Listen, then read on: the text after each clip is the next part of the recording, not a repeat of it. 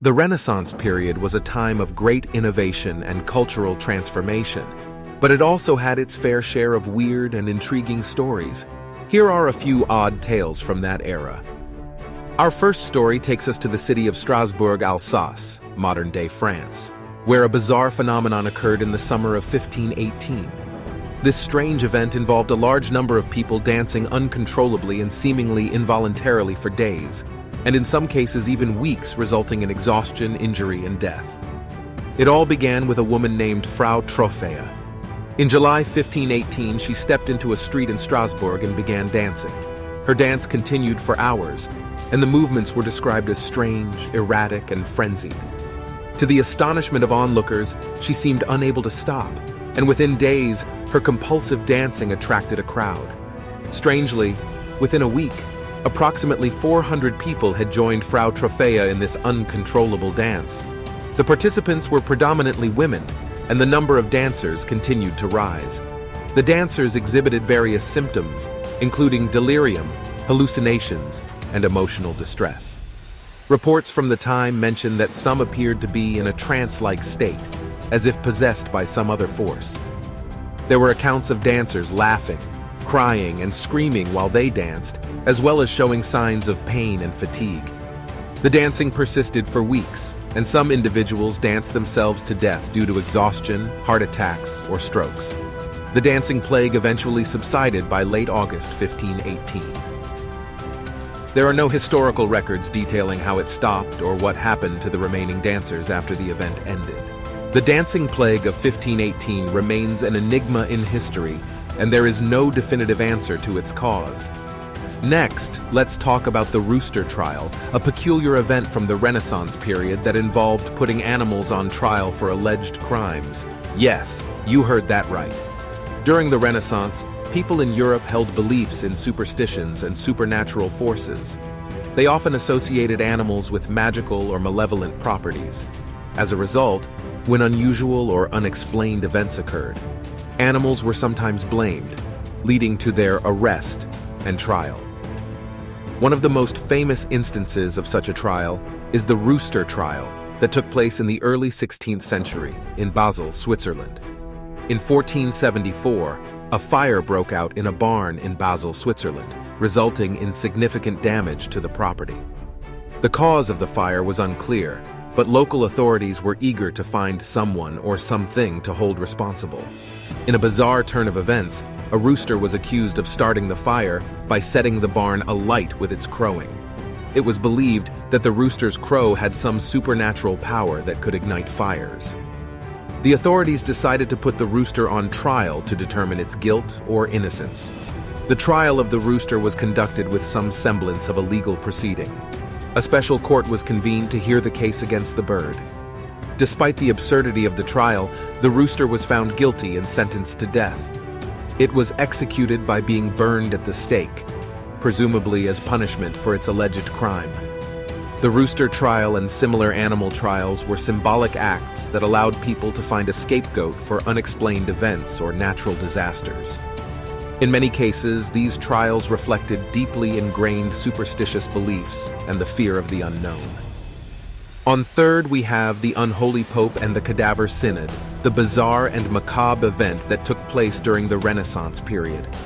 In the 9th century, the papacy was embroiled in political and religious conflicts known as the pornocracy, or the rule of the harlots. This period saw the influence of powerful noble families and factions in Rome, who manipulated papal elections and controlled the papal throne for their own gain. Pope Formosus, who served as pope from 891 to 896, was considered a reformer and was involved in various ecclesiastical matters during his papacy. However, his reign faced numerous challenges and opposition from rival factions.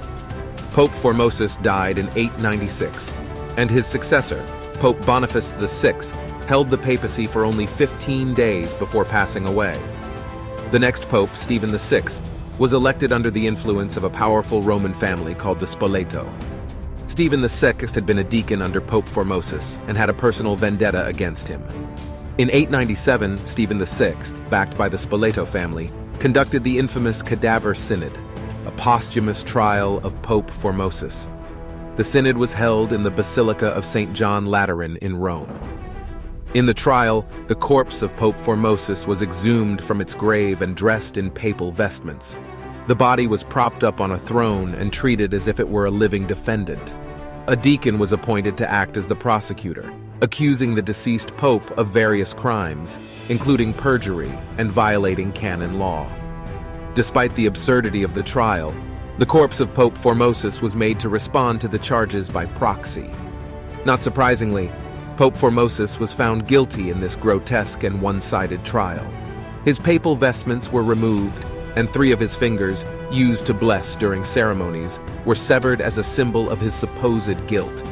His body was then unceremoniously thrown into the Tiber River.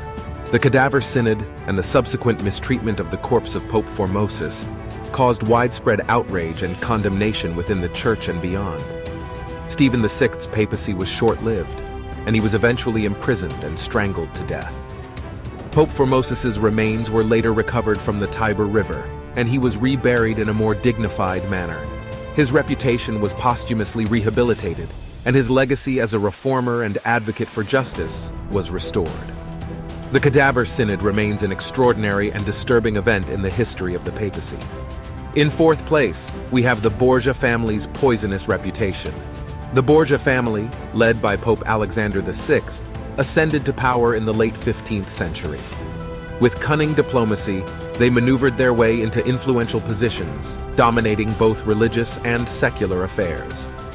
Pope Alexander VI's children, Cesare and Lucrezia Borgia, played significant roles in the family's ambitions. Cesare became a cardinal, while Lucrezia's strategic marriages formed crucial alliances.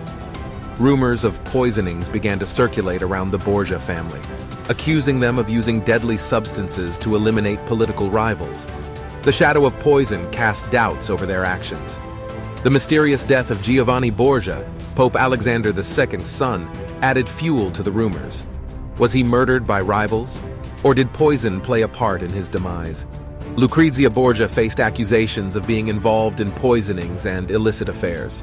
Her marriages were marred by political motives and speculation of foul play. Cesare Borgia's ambition knew no bounds. Some historians believe he used poison as a tool to eliminate rivals and assert his dominance in Italian politics. The Borgia family's poisonous reputation has become deeply ingrained in popular culture and literature. However, separating fact from fiction in their history remains a challenge. Our final story takes us to the dark and harrowing tale of Agnes Sampson, a Scottish woman accused of witchcraft during the late 16th century. As religious tensions and paranoia swept the nation, Agnes would become a victim of a tragic and unjust fate. In 1590, a violent storm struck Scotland, and King James VI became convinced that witchcraft was to blame. The hunt for witches began, and Agnes Sampson found herself in the crosshairs. The North Berwick witch trials were authorized, and Agnes, along with others, faced accusations of dark arts and devilish gatherings. Under brutal torture, Agnes Sampson was forced to confess to practicing witchcraft, despite the outlandish and unbelievable nature of her statements. Found guilty, Agnes Sampson was sentenced to death. On a fateful day in January 1591, she was strangled and burned at the stake, her life cut short by the paranoia and fear of the times. The witch trials of the Renaissance were driven by religious fervor and political motives, leading to the persecution and execution of countless innocent individuals, with Agnes Sampson among them. The disappearance of Agnes Sampson stands as a haunting reminder of the dark chapter in history, when fear and superstition led to the unjust demise of many innocent lives. If you found this tale of historical intrigue compelling, remember to hit that like button, subscribe to our channel, and share this video with others.